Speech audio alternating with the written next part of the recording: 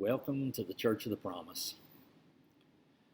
Today is the third week of a 7-week series on the hard sayings of Jesus. We're calling the series Hard Sayings for Hard Times.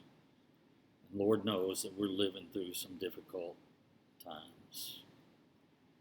The hard sayings we're looking at during the series are considered hard for one of three reasons. Either they're hard to understand, or they're easy to understand but hard to live out, or they're just hard to swallow.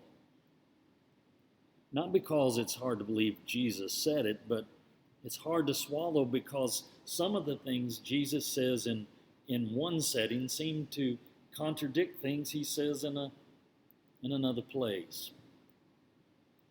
Like when Jesus said, love one another, love your enemy, and if someone strikes you on the right cheek, then you turn and let them strike you on the other cheek. And then somewhere else Jesus says, don't think that I've come to bring peace. No, I've come to bring a sword. Now that's hard to swallow. The verse we're going to look at today falls in this hard to swallow kind of paradox category. In Matthew 7, verse 1, Jesus says this: do not judge, or you will be judged. For in the same way you judge others, you will be judged, and with the measure you use, it will be measured to you. Now that's pretty clear.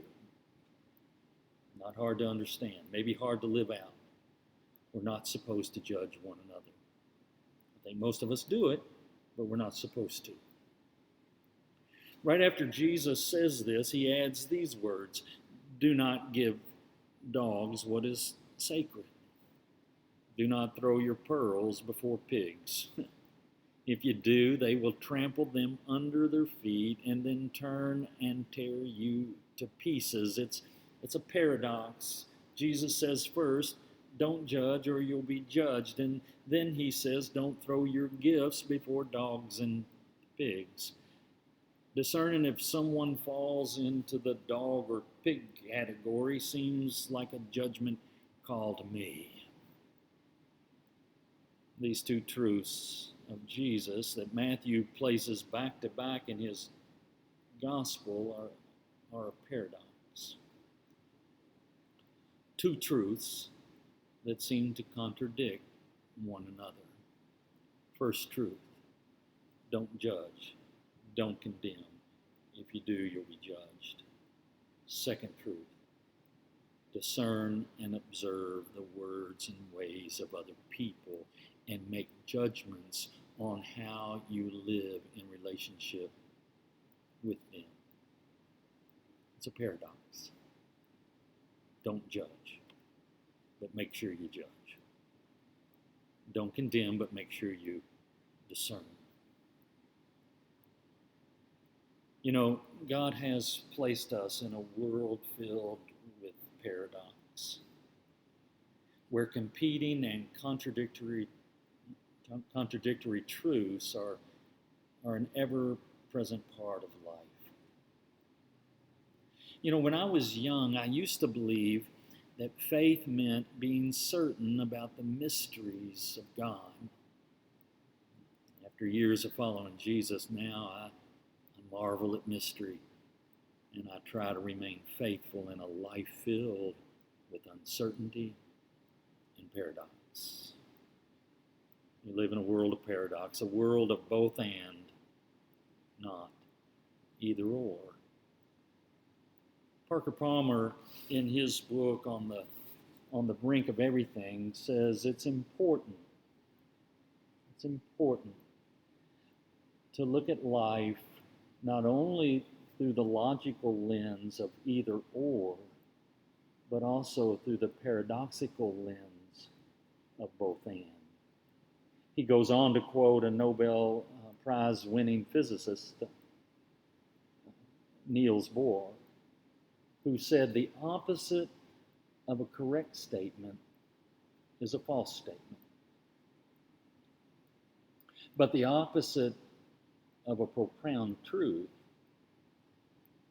may be another profound truth. Thinking paradoxically, Palmer says, is the key to creativity, which depends on the ability to hold divergent ideas in a way that opens the mind and the heart to something new. Being able to think paradoxically is a key to creativity, and it opens us up to see the world in new ways. And then, Palmer says, living paradoxically is the key to personal wholeness, which depends on the ability to embrace one's self-contradictions. All of us deal with self-contradictions. We all experience feelings of courage and fear, anxiety and peace. We all know and experience divine light, but we also know our ability to slip into narcissistic darkness. We make good choices and bad choices. We're all a strange mix of saint and sinner. But here's the good news. None of us are defined by the bad choice we made on our worst day, nor are we defined by the good choices we made on our best days. We're defined by God's grace and God's judgment of us. At the cross of Christ, God embraces our self-contradictions. He holds the paradox of our lives in God's hands, and God says, you are forgiven, not condemned. You are free to live and love like I live and love. It's a solid truth. We live in a life filled of contradictions and paradox. We ourselves are filled with self-contradiction, and God does not judge us or condemn us, but says you are forgiven. So don't judge other people. Don't condemn other people. But what do we make of the other truth Jesus spoke on the heels of this truth? Don't cast your pearls before swine, lest they trample over your gift and then turn on you. I think Jesus is saying, discern the words and ways of other people. Discern. Do their words and actions harm others? If so, are they open to conversation and dialogue? Or do they devour and hurt other people, especially those whose values and beliefs are different than their own? I think this second truth has something to say about the way we treat and talk to one another, especially if we share different opinions and values. So here's the question, or the challenge it raises for me. How do we enter into civil conversations with other people if they are hell-bent and determined to devour anyone who presents a paradoxical truth that challenges their perspective? I don't know about you, but I've grown weary of the polarized world we live in. The binary conversations based on the either-or perspective are driving me insane. When people set up camp in the extreme end of theological and political conversations, and then they hurl insults and accusations like hand grenades at people on the other side, it only serves to polarize and divide us more. In the end, it causes more harm than good.